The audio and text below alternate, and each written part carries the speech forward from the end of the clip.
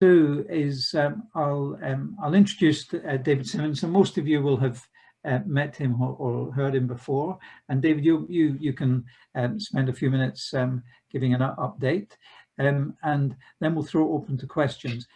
Thank you very much, Norman. This is my second Zoom or virtual meeting with the Pinner Business Club, and it's very frustrating that although I've had the opportunity to meet quite a few of the people that I can see on the screen in person from time to time, there's not the opportunity to meet together as a group in person in the way that we normally would love to at this time of year. And we can see the impact on many of the things that would have been happening with the panto evening and just the normal Christmas events that we like to see, that although we're finding new ways to do some or part of those things across the constituency and across the whole of the country, so much is different.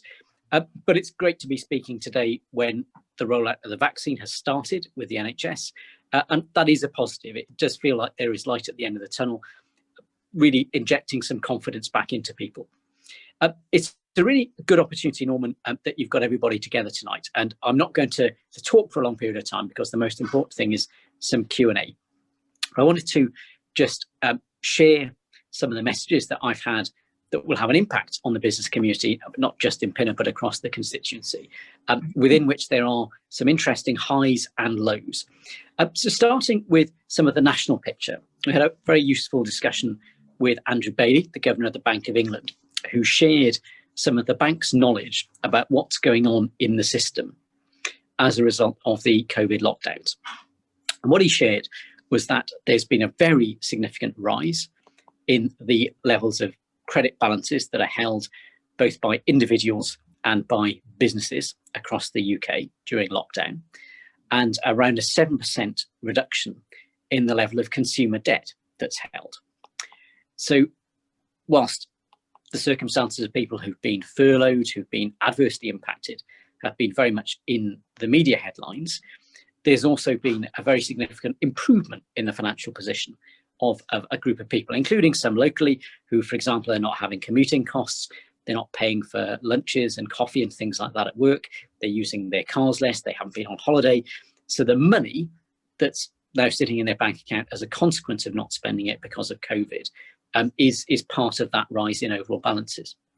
And of course, the challenge that the Bank of England and others are then thinking about is that as we see the vaccine becoming more widely available, we need to get people spending money again. And I know there are lots of people on this call who run businesses that have been negatively impacted because people haven't been able to spend in local shops, in restaurants, in pubs, in the way that they normally would have been. So the Governor of the Bank of England, and you've seen some of the debate about, is it negative interest rates? Is it something else? But we need to make sure that that money that is now sitting in the system is going to get spent by people in both our local community and more generally across the country. So that's a kind of starting point, and I think that could potentially have a really beneficial impact as we get into the Christmas season, and I'm very keen to see that the benefits of that coming through locally. Secondly, on the picture of certainly what I'm picking up from businesses, and the honest answer is that it is very, very mixed.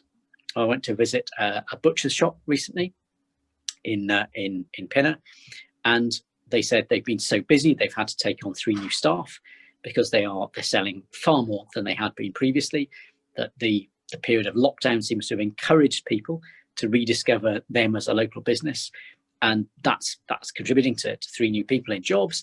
Their financial position has improved and is solid, and they're investing very much in their business with a view to growth. I've heard similar stories from some other businesses who've talked about investment that they may have held back, but they're feeling positive and confident. And there are new businesses like Code Ninjas on the high street that are investing, bringing something different that wasn't present there before. So there are definitely some positives that are going on. And then at the same time, I think there's a real sense of anxiety, particularly amongst businesses that have catering as a part of their business model, a real concern about how quickly people will be able to return to that, whether people will return to it at all, having maybe got out of the habit of going to a coffee shop. I know, Peter from Brooks is here. I've heard the same concern shared by me, for example, many of the restaurateurs in Hatch End. And we've seen the direct impact in the heart of Pinner Village that, Café Rouge, Carluccio's, that have been a bit of a mainstay, and more widely places like Pizza Express, a mainstay of our high streets, either closing permanently or scaling back their operations. So for me, there's a big question mark about what the impact of that will be, both on jobs and also on bringing people to the high street. And the sense is, if people start spending again, and clearly lots of people looking forward to getting back to catching up with friends and colleagues, and therefore highly motivated to do that. If that happens, then we'll see a really good bounce back. And I think the government needs to do everything it can to encourage that, not just locally, but across the country more widely. There's then a third issue which we just wanted to touch on, and that's around the operation of the furlough schemes, the self-employed income support, and what happens to directors whose principal income has been derived from dividends. Now, this has proved to be quite a complex area. Furlough itself, there were quite a few initial teething problems with businesses in Pinner and across the constituency, but it seems to have settled down pretty well. And the feedback has generally been good about how that scheme has operated, barring a few businesses that have just really, really struggled to make it work. With self-employed income support, similarly, the feedback by and large has been very good about how that's operated. And again, a few individuals who've described particular problems where, for example, they may run their payroll annually rather than running a regular monthly or quarterly payroll, which has led to problems in getting the payments secured from HMRC. But on the whole, the feedback has been good. In respect of directors whose main income is derived from dividends on their shareholding in the business rather than through being paid a salary, that's been, I think, an ongoing challenge for government, because there are quite a few people for whom there was a finely balanced personal decision historically between being self-employed and receiving their income by way of dividends, where quite understandably people feel maybe a sense of unfairness that if it was dividends, you are not going to be covered by those schemes, where if it was self-employed income support, or indeed your bulk of your income was through salary, then you could see a wider benefit from that. Now, I've been through this quite a lot with the Treasury and with HMRC, and it's been my experience that it is a very, very complex area, and a number of constituents who've talked me through their own circumstances has just highlighted back to me how complicated that is. So examples where people have taken particularly large dividends in the previous tax year because the business had a very, very strong cash position. Directors, for example, who've taken no dividend this year because they're concerned about the impact of COVID, but have chosen to leave a very significant amount of cash in the business. So it's clear that the business could pay them the dividend, but as the controlling director, they've made the decision not to do that with a mind to what the future of that business might look like.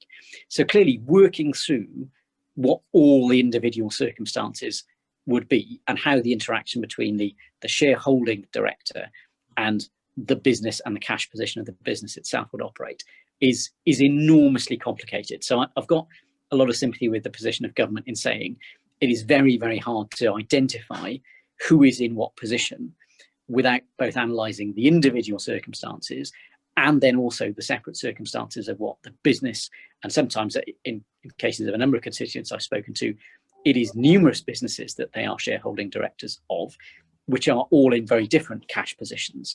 So I understand why the government has struggled to reach a landing on that, and why the decision that's been taken by the Treasury is that there simply is not a straightforward fix for that we need to concentrate really on getting those businesses back in operation as part of the wider situation of the economy as quickly as possible. And I think it's regrettable and it's frustrating. I'd like there to be a better fix for that, but having been through it with so many individual constituents, I've not seen a solution that at national policy level would readily fix the problem. More broadly, a couple of strategic issues. So there's some discussion going on, a revived debate about what happens with the position of the kind of Croxley link idea. And I've got a meeting tomorrow with a local organisation that want to talk about that. Clearly, that has potential business impact in the local area. The process of the planning regulations, which will have an impact on high streets, clearly is also making its way through Parliament at the moment. And I've very much landed the point that there needs to be a degree of control, because we need to make sure that high streets, we don't see viable business units going for housing because that's the quickest and most profitable thing to do. We need to make sure that the viability of our high streets is also a part of those considerations. And then finally, I was very pleased to have a session with the Chief Executive of Openreach last week, secured by another Member of Parliament who has faced similar challenges to the ones that I've seen in the constituency.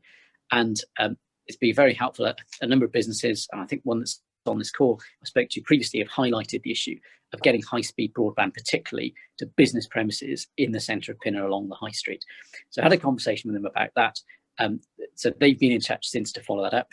We started feeding in the information about premises that are affected by this with a view to trying to get that fixed. And Pinner's not the only place, remarkably, given we're in a suburban West London constituency that has an issue with access to high-speed broadband.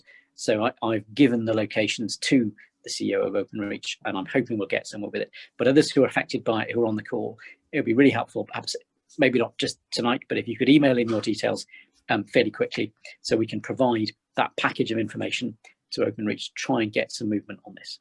So Ruth has put her hand up. Please, can you just, are you happy just to unmute yourselves rather than, thank you. Over to you then, Ruth. Perhaps you could introduce yourself. And I will do. So I'm Ruth Solomons. I'm the Managing Director of Right at Home Harrow. I'm based in Hatch End. And I'd say that probably 3/4 of our clients are kind of Pinner, northward of Ruislip, but we also cover the rest of Harrow.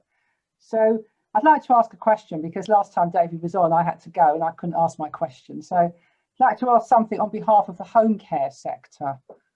So this is in particular in relation to offices that do a great deal of council work. Most of our clients are elderly and they're privately funded. But I want to ask you, David, about the possibility of zero rating of VAT, because the home care sector really has been under financial pressure for a very long time. And since the pandemic, it's been even, particularly those offices that are funded mainly by the council, there's an enormous amount of pressure. And I just wonder what the thoughts are at the moment in terms of the fact that many services can claim VAT back. And we have to pay, the home care sector pays a huge amount of VAT on PPE, on other items that we buy, and just don't fully understand it. When I came into this sector, I found it strange when I see other businesses that can claim back the VAT, if we could be zero rated. I just wonder where things are going with that at the moment. So I'm not sure the specific answer to the question about reclaiming of VAT for those particular types of business. I mean, I'd be very, very frank about it. When we look at the size of the cost of the response to COVID, the Chancellor does not have a lot of scope for tax reliefs or reductions really for anybody and any circumstances, and therefore there's going to be a real challenge about demonstrating why anything in that space is justified. I guess that there is a practical question, especially when the ultimate payer of the cost of those services is another taxpayer, about whether what we are effectively doing is transferring, the cost from one taxpayer to another taxpayer through the way that we charge VAT or indeed other taxes on services that are provided. And that's a good question.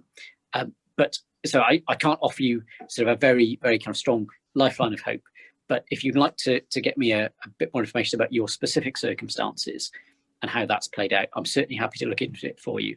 Because I'm certainly aware, having dealt with another constituent involved, that there have been all sorts of complexities around the tax position on the supplies of PPE, in particular, depending upon whether they were imported for sale to private businesses or whether they were provided to non-profit organisations, charities or the public sector, which have been quite complex to resolve sometimes with HMRC. Okay, thank you. Thank you, Ruth. Sean has got his hand up. Are you able to unmute yourself, Sean, please? Or do you want me to try that? Yes, I've unmuted myself. Thank you. Question for David. Thank you very much, David, for the support that you've offered to local businesses and particularly to me since your election. And the support for local authority has been welcome too. However, my fear is the long-term view about retail is that we're very hamstrung with an antiquated rating system. Do you envisage at any point in the life of this Parliament that there will be any kind of an undertaking to reform business rates, which now have become one aspect of business that's crippling. Yes, we have a rebate now, which is very welcome and very much needed, but that will expire at the end of March, and we feel that we may well be back to square one. But it's certainly crippling many local businesses, including mine. So so the short answer is yes. Certainly, there are lots of us who are pressing for exactly that. So we had a debate on the famous NNDR, National Non-Domestic Ratings Bill, a month or so back, which I and a number of others contributed to, because there clearly is a view that a significant reform of that system is long overdue. In national treasury terms, the interaction between business rates and local government finance, and particularly education finance, is a complicated and historic one. And so it's quite a big challenge, I think, in terms of the National Exchequer to break that link and to introduce a new system. But it's clear a lot of the frustrations that are expressed by constituents are not about the principle of having some element of tax based upon business property, but it's the inflexibility, it's how long it takes to bring about a change, it's inconsistencies where there's minor variations in premises scale that seem to result in very large variations in the amount of business rates that are being paid. So it seems to me we need to find a better way to do that. I would be interested in the reflections of those on the call. I'm conscious there are a number of different types of businesses that are here, some that are more premises based than others, about what would be felt to be a better means of raising, if you like, an equivalent sum of money through business. I know there's been discussions about, for example, a higher VAT level or an alternative form of sales tax on businesses with a greater online footprint. So you'd end up with a zero sum in the National Exchequer, but the burden of who pays the taxes could be shifted. And I think there's a lot of merit to that, not least because of the extent to which some of those online businesses are gaining perhaps an arguably unfair competitive advantage. But also, there have been discussions about whether there should be things like a local income tax, whether the localization of business rates should lead to a much local level of flexibility. Clearly some concerns about that, because businesses themselves don't have a vote, but they are taxed. So there's a risk of taxation without representation, which is one of the things that led to the changes in rating in the first place. But I'm really interested in people's thoughts about what you feel looks like a better way forward to address the place that business rates currently fulfill within the National Exchequer, but at a more flexible level. Just, I mean, that's very interesting. That business rates are key. I'll come to you in just a moment, Peter. Just on business rates, they definitely need reforming. But I'd like to say something which might be a little bit controversial. It's something I've spoken to Carl about. I don't know if he remembers this, but I mean, I run a business where we do have premises and we pay our business rates. We used to have other premises, but most of us now, as I do, tend to work from home. And there are a lot of people who have moved from their high street premises to work from home. And I think that group of people, there could be an element of additional taxation on those people because they're not paying business rates that they were doing when they had bricks and mortars. Just it's got to be fair, but I just think it's something worth thinking about, an opportunity. It's got to be right. But I think the person who withdraws from the high street and runs their business from their spare bedroom is at an advantage. And then you've got the other extreme of the online businesses where clearly something needs to be done about that. Yeah. Okay. So I think that's an interest. I think maybe we could sort of get a paper together just with all the ideas we've got and present it to David for when that comes up for debate. Okay. Right, Peter, over to you, please. Thanks. Good evening. Just a couple of things from me, a couple of observations first, if I may. Firstly, thank you for giving me the opportunity to join this. I guess I'm surprised at how few people there are on the call. And one key thing has to be is how to broaden the community that this is creating, because it's absolutely critical. I'll echo Sean's comments about the support, but I'd like to pick up on a couple of points, David, that you mentioned, if I could. Just broadly around supporting of people during the recent crisis. I think it's been fantastic, to be honest. I know you talk about the self-employed and I know you talk about directors, etc., but the support for the people in my team has been fantastic. And I don't think I would have wanted any more than that. And when we came out of the first lockdown in the same position we went into it in, and I couldn't have asked for more from that, from a financial perspective. However, as a result of some of the decisions made during the first lockdown, and to quote your point about the butcher's shop that you made, they had Christmas every single day during the lockdown period, yet they still received the 25,000 business grant that every other business did. So if there's a learning to be had, it's how to manage investment at any point in time appropriately. Because as a result of that, it's led to a position where businesses like mine and Sean's, I'm speaking for Sean without him saying anything, are now in tier 2 and absolutely decimated without the support. So you know about my personal circumstances, but it's not a point of relevance because I'm talking about a £900 grant, whereas previously we'd received significantly more. And I'm in a better place than Sean is because I've got something else to fall back on our book business. So while the support was brilliant first time, what's happening now is really, really mission critical as far as our business is concerned. And we're being impacted more in the second lockdown than we were in the first.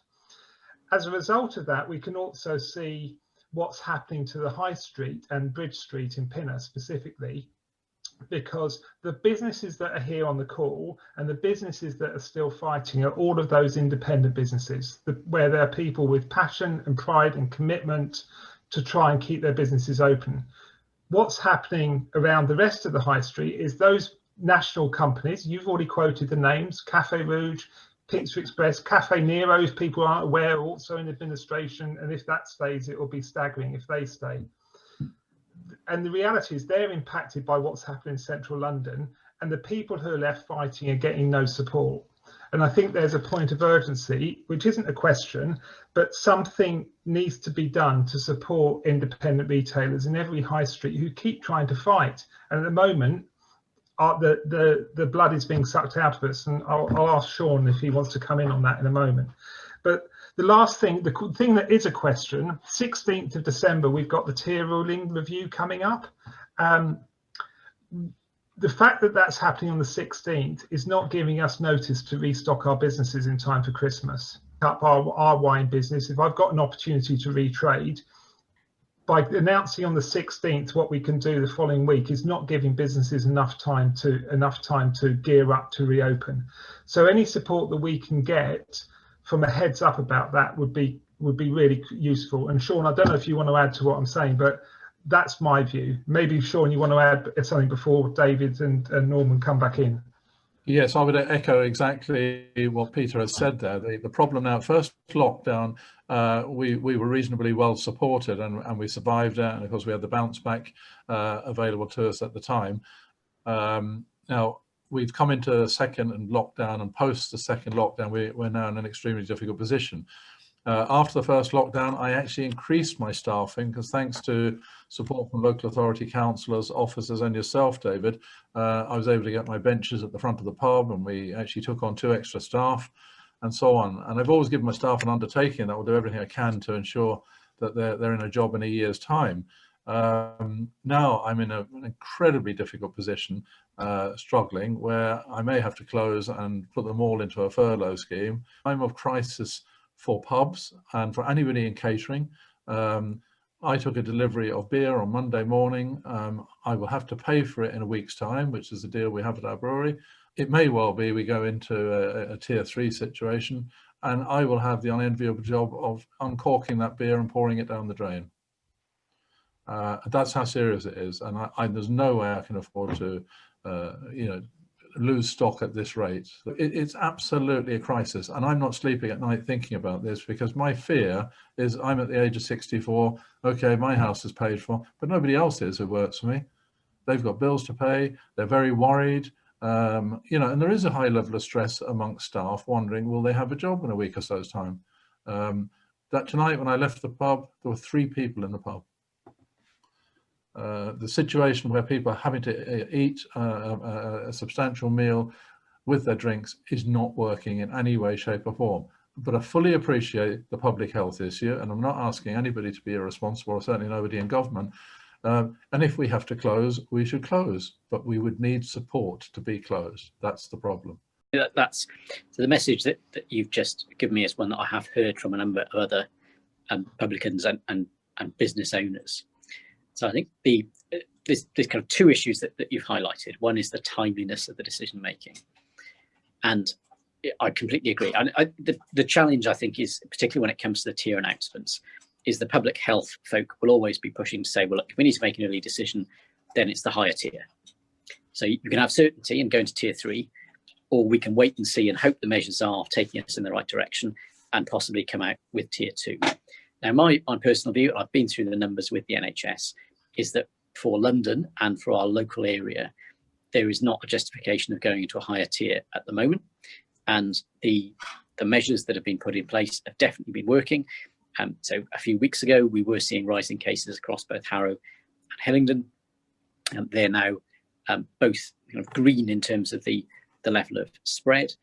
And overall, London remains below the average for England in terms of the prevalence of COVID. Now, we have to balance that against the fact that there are risks, and particularly the demographics of our local area, there are a lot more, particularly older residents, who are therefore proportionally perhaps slightly more at risk. But it seems to me, and I've made this point last time, that we should be no higher than tier 2, and I will make it with this review as well. It just doesn't seem to be justified. And that is balancing the impact on people's health with the impact on people's health and well-being that comes from the closure of businesses and the local community as a consequence of those restrictions. And I know, I mean, Peter, I certainly dropped past your shop with my family a few weeks ago, when I know, that the kind of, you could see the direct impact and the frustration of not being able to be doing the kind of things that your staff want to be doing when you want to be fully open. In terms of the financial support, so I've got a surgery on the 21st of December. I think it's being organised anyway at the moment, which is specifically targeted at pub businesses in the local area, which is intended to be an opportunity to bring everybody together after a number of individual conversations that I've had. And I completely get the point. I mean, it's just absolutely heartbreaking, as well as appallingly wasteful and financially ruinous to be pouring £7,000 worth of stock down the drain, which is why I've been strongly pressing for the point that we need to make sure that businesses can stay open. And certainly restaurateurs in Hatch End, when I met up with Andy Surachi, the owner of Minori, spoken to the owner of Coriander and a number of the other restaurants in that area as well, who've given broadly a similar message, that they think the more flexibility there is to make the most of the COVID secure measures that they've already put in place, the better.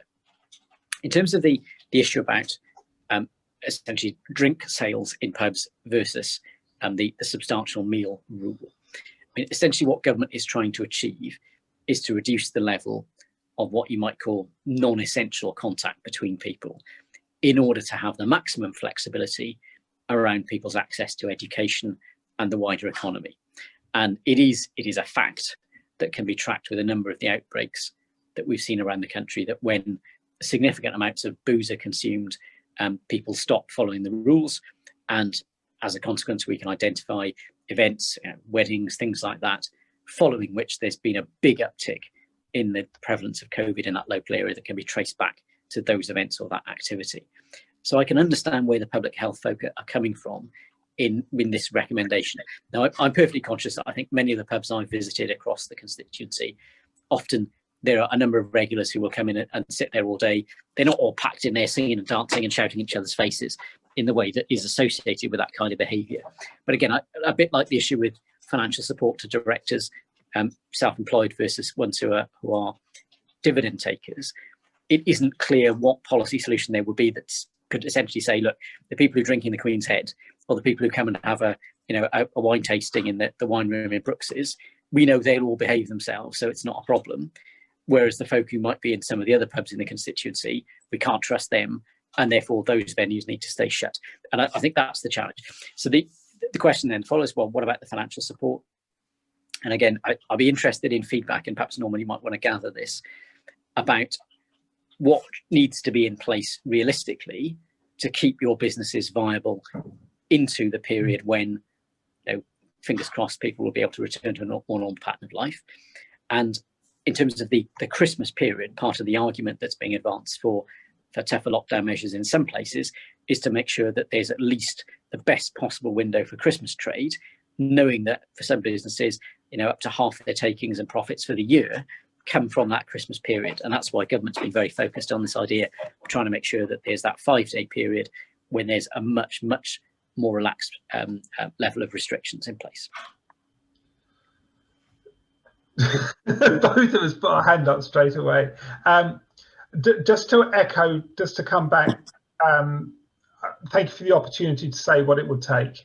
I don't think Sean or I are as naive as to think we're going to move out of tier 2 and move into tier 1 when it comes to the 16th of December, and nor should we, given the demographic in which we live. So morally, absolutely right, we should not come out of that, and we are quite happy to continue to support the regulations in every way that they're given, be it substantial meal or be it unable to do anything. However, my message is, if the support stays as it is, we will not be able to survive January. Fact. And we will not be able to continue to trade out of that site into February if the support stays where it is. We're delighted. It's no point furloughing our people if you don't have a business from which to furlough them. And that is what the impact is going to be if something does not change. And it's not about it, and what worries me more is I regard Sean with very highly with great business acumen, who's investing time to come on these sort of calls. What we should also be asking ourselves about is, what about those businesses who do not have that acumen and who are not taking part in these sort of calls to understand their business? Because they're going to be falling like flies if something doesn't change. From a business point of view, I will do anything I can to support the COVID agenda and secure the health of our community. However, we need to secure the health of our businesses. And at the moment, now we're in our tier structure, we're just not doing it. And so something's got to change. Right. Yeah, Peter, I've heard that message loud and clear. The most positive thing, I think, comes back to your point about January, is that vaccinations have started. So in the local area, the local authorities have already identified and set up vaccination centres. First rounds of vaccines have been delivered and are going into people's arms today, starting this morning. And not just 1 or 2 for a photo opportunity, but around the country that's happening. And that, starting particularly with the people who are the most vulnerable and those who are coming into contact with them, means that we are on that path to returning to a more normal path of life. And I can't guarantee that means that by the end of January it will all be fine again, but we know that the process of rolling out that vaccine will rapidly enable us to move to relaxing restrictions. So we should be in a situation where from now on we are seeing a period of further and further relaxation rather than a period of further tightening. And I can't answer, and I've spoken to a number of business owners, for example, who, I'm speaking to the owner of a soft play centre, which I visited at the weekend, who said, look, there comes a point where I've just got to decide, is it worth my while? I can answer the question, can I break even?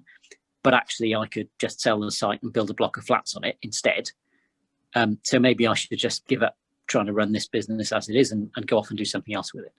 And I appreciate there are a number of people who'll be on this call tonight who will be thinking, do I have the will and the means to go on, especially when I could just do something else with the site that maybe might be a better thing for the long-term future of that investment. And I think all I can say to that is that everything the government can do to speed up the rapid implementation of that vaccine is being done as we speak. I know, I've been through it with them, that our local GPs, our local NHS is on the cases doing that. We have the Hillingdon side, for example, at the centre, the youth centre at Berry Street in Ruislip is the centre from which vaccinations will be delivered, and the NHS is geared up to be doing that. So it is something that is happening, and that is, I suspect, the thing will be the biggest game changer. And it will also be a big test, because it will be the time then when the question gets answered. As Norman mentioned, are people who started working from home going to stick to that or return to physical premises? Are people who've given up, dropping into Brooks's to have a cup of coffee and a cake and buy a book each week meeting up with their friends, bringing their kids in, are they going to stop doing that completely, or are they going to come back? And nobody knows the answer to that. But given what the governor is telling us about what we know about what's going on in the financial system, the means are there in people's bank accounts, in people's credit availability, to begin spending again on the high streets. And the vaccine is the thing that will unlock their ability to do that. I would have some serious doubts, David, as to whether, even if my customers do have the money to come back, traditionally in January and February, that would be our weakest trading months of the year. Normally, they wouldn't even be a break even. We would rely very heavily on December sales to carry us through till the 1st of March. That's always been the case, and that's probably the case in virtually every pub in the country. So rather like Peter, what I would say to you here is the likelihood of us being there is rather small. We will run out of cash, quite simply. When I furloughed my staff the last time, I thought, well, will there be a job for them to come back to? There's no point in furloughing people. If it's almost dishonest. If I had to do a business plan now and say, what does a business look like by March? It would be quite possible for an accountant to say, well, actually, Sean, you won't be in business in March. And so it's entirely wrong to be claiming furlough for these people. Maybe we should close now. I mean, our Christmas trade has been completely and utterly destroyed. And I've looked at my November figures for the previous years. There is no comparison. Christmas always started towards the end of October for us. That's completely lost. And without some substantial support from government, a 315-year-old pub will be gone. And I'm not exaggerating it. Sean, I know you've been very helpful, I think, in explaining the economics of your particular business and its place in the trade previously, which has been really useful. I've certainly fed that in, and I was slightly frustrated, but the grant funding that came through, the additional grant funding for wet sale only pubs, but it's not going to save the industry on its own. And I'm Carl Howe. I run a business called Blue Path Limited. We're in a bit of a different position than some people. It's a pub behind me here as a backdrop, but we actually are the virtual back office for a number of businesses, some of which are hospitality businesses, others are construction, charity, the third sector, and even professional as well. So we have a very broad view of exactly what the sort of issues people are facing in those retail type spaces, as consultancy businesses, charity businesses, construction, and all that. Each one has its own little aspects about it that is affected through all of this. And certainly, I echo Sean's viewpoints, and I echo Peter's. I think it's interesting, and some of this why I talk is very much about you take it on board, it's feedback. You say the vaccine is just arriving, okay? So the system might be able to do 1 million people a week. So there are 25 million people that need to be vaccinated who are in the more critical stages and in the most clinically extremely vulnerable. There are about 25 million. So at 1 million a week, it ain't going to be Easter. It won't be finished. The vaccine will still be rolling out to those critical people. The ability to unlock won't necessarily be there as easy as it might seem to be, or as some kind of panic with the vaccine is here, we can start unlocking. So we will still be under a lot of restrictions right the way through till Easter. Now, Peter and Sean are talking about January, will we be here? Now, we as a business, we work very much hand in glove with our clients, very much hand in glove. We've been right at the coalface with them in securing funds, managing the grants, furloughing the staff. I've even written letters to staff, particularly in the hospitality sector, to their landlords to let them know that this person is on furlough. How much we secure. I've quoted to the landlords exactly what the rules are about evictions and clause 21, I think it is, and make sure that those staff are in a better place. Unfortunately, these staff members don't have excessive bank accounts, etc. They're not part of the Bank of England's stats in regards to untold wealth that we hit in the banks, hit in the high street because they haven't spent it on a holiday or anything like that. A lot of these people are on minimum wage topped up by a trunk payment, so for services, gratuities, etc. And in fact, for one of my clients, I act as their trunk master to keep it outside the business. And there are some things here that the vaccine is not going to turn this around in January. Okay, not everybody has a lot of money sitting in the bank. There are a lot of poor people that need to feed their kids. Yeah, people who need to pay things. So it's not simple, is it? We know it's not simple. But the businesses like Sean's, like Peter's, like everybody here who are involved in, they've got to look at how they survive and get through Christmas into January, then into February, then into March, then into April. And it's week by week in so many cases, week by week. So my thoughts are, and some of this stuff is to really rethink. I mean, the interesting thing about money, we've got to think about the economics very differently. We've maybe got to stop thinking about GDP. We've got to be thinking about supporting the economy. Now, the Conservative government is never going to be one that's been maybe a small government rather than spending money. And Rishi Sunak has actually been spending the money, and maybe he needs to spend more because it's cheap. It's very cheap money at this moment in time, and we don't necessarily have to pay it back that quickly overall. We need to think differently about that. Maybe rather than furlough, we need to think about universal basic income. I'm in disagreement with Norman about, the person working at home pays rates. It might be Richard Tice's wonderful idea about it, and even Deutsche Bank, someone thinking about that, taxing people working from home. But as a small business owner who pays a dividend and pays tax on my pay corporation tax and tax on my dividend as well as on my salary, I feel quite comfortable with how much tax I pay, and I do pay tax. Amazon don't necessarily. There's many organisations that do get away without paying anywhere near the amount of business rates they should be paying or any other taxes. So there's a big discussion around all this needs to happen. But basically, there is money. There should be more money available. The Bank of England put 150 billion in, and that is just providing the money. The Chancellor can spend more. Money is much cheaper. It doesn't have to be paid back that quickly. Universal basic income would be better than universal credit. Thinking about how you support young families and families with children with, universal free school meals. Why not? Yeah. Feed the people so they can get educated and not having to worry about their money. And I think in the high street, we've really got to think carefully about some of the planning that's coming out. We've really got to think carefully because it's very easy for a freeholder to turn that office or that shop into a home, and we then become a dormitory high street rather than a high street that is vibrant, a destination, something that's interesting, something that people want to go to engage with hospitality, engage with a bit of pampering or whatever, or different experiences, not necessarily to spend money in a retail environment in a normal way. Maybe need to look at certain things. They might need to go online, but they're able to go places, look at things or do things. So Brooks is a great example of a multifaceted business. Queen's Head's been there for those 300 plus years, and is a great venue.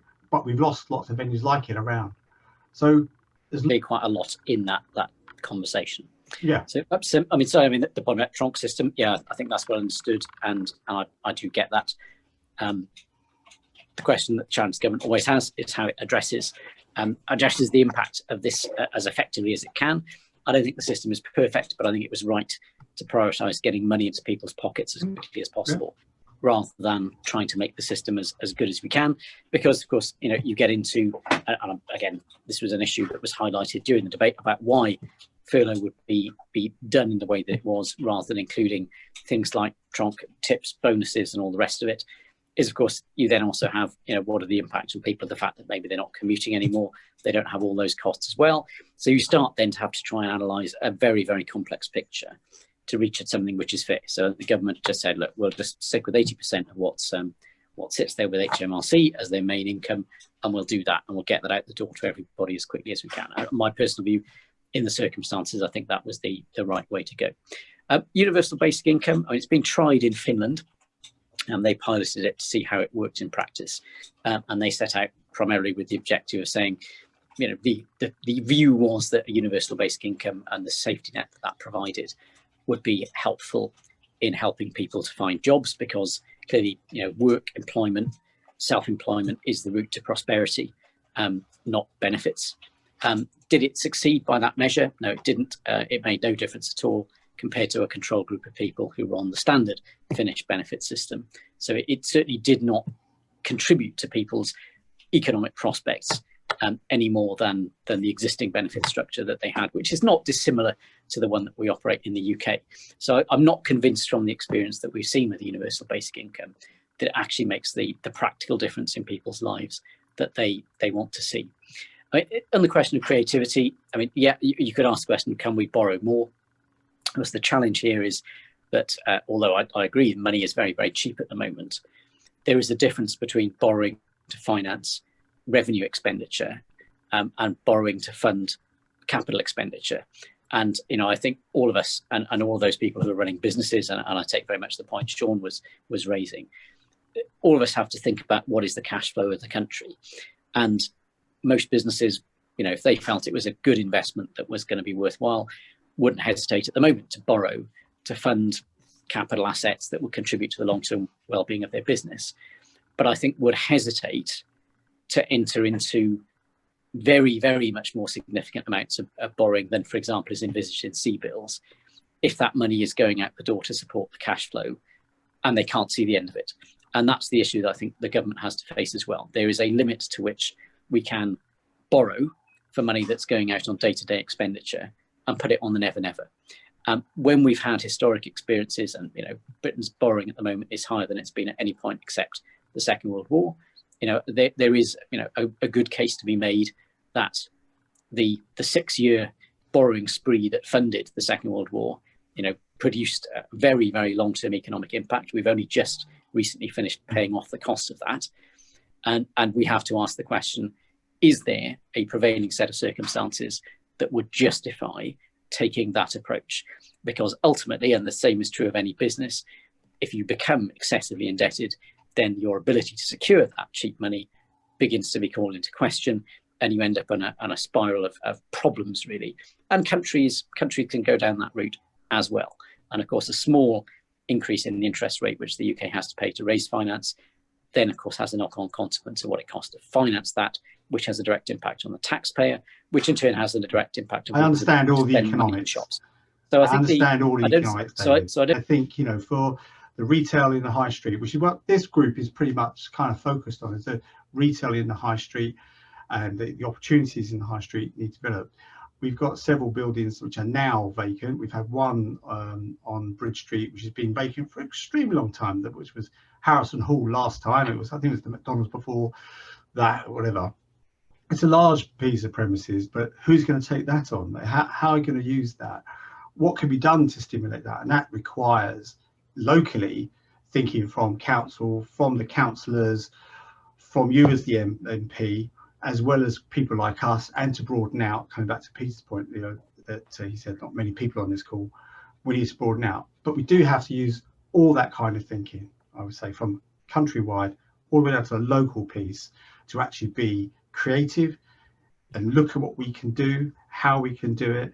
And I would ask you as MP to support some of those initiatives that we can come up with. Carl, time is against us, and people are already beginning to leave the call because it's due to wrap up. So what I'm going to say is this: I think anything that you have by way of ideas, I'd be very pleased to receive. In terms of practical examples, I've had a number of constituents who've been in touch where they are struggling to get their money out of things like the C-bill process, and we've been able to resolve that generally without any difficulties. So of course, if you have examples where people need that assistance, then I'll be very, very happy to look at it. In respect to universal basic income, I'm afraid I have to challenge that point. I don't think there is evidence. There are a few countries that have launched small pilots and have then abandoned them because they've not found them to be effective. But I do think that the system that we have, as Peter described, on the whole has worked very well for local businesses. There are elements within it that are challenging, but the view that I have, and I think it's backed up by the hard fact of what's going on in the banking system, is that getting people spending again is the best way to support those jobs. And we need to make sure that we're able to resume that as quickly as possible. First of all, actually, Peter Brooks has had to leave us, but he did make the point. He's made the point to me, what about the business rate grants that are being paid back by big businesses to government? Could there not be a proposal there to divert that money, because it was all they weren't expecting it back, into independent businesses in high streets? It's just a pot of money that's coming back to the government. It's just something to think about. It's a great idea. Yeah, there's, for your information, there's about 2 billion that's been repaid so far by a number of different retailers, and yeah, there is a discussion going on about how that might be best purposed in the current circumstances. To help, because this is this very difficult period. I mean, Sean's made the point. It's Q1 next year. That's going to be the killer potentially. But actually, let's be optimistic, because Prasad, really good that you've sent us all a message. But you are the newest business here in High Street. You're an optimistic guy, and the future is bright, really. But tell us how you're getting on briefly, and we'll let you contribute to the meeting. Thank you, Norman, and thank you, David. A nice meeting all of you. I completely empathize with the people in catering business and pub, because I live in Pina, so I visited all of your pubs and all of the catering businesses. I could see, the lull in those areas. And from our perspective, we opened in September, and the community really helped us. Of course, there are a lot of young parents here, so their children are coming. So we have heavily discounted in first few months. In fact, as you can understand, to establish ourselves, we want to get the trust in the people. So as we speak, we are not earning anything. It's all trying to get more and more people aware about what we're trying to do and how it's valuable for the young generation to get into STEM and tech and stuff like that. So far, we have been able to establish the trust among our initial set of customers, and of course, I'm getting a lot of support whenever I put a post in the Facebook. Many of you like it, many of you redo that. It's all quite helpful, and I'm quite happy to hear from you, David, that the broadband. It's quite a shame in High Street. We struggle with the speed of the internet there. I think the message, David, you've got that message, of course, but as has been mentioned, this is a critical time for a number of businesses in Pinner and in other areas, no doubt. But it is quite critical, and it's the here and now. There are things for the future, yes, but it's what's going to happen over the next few months.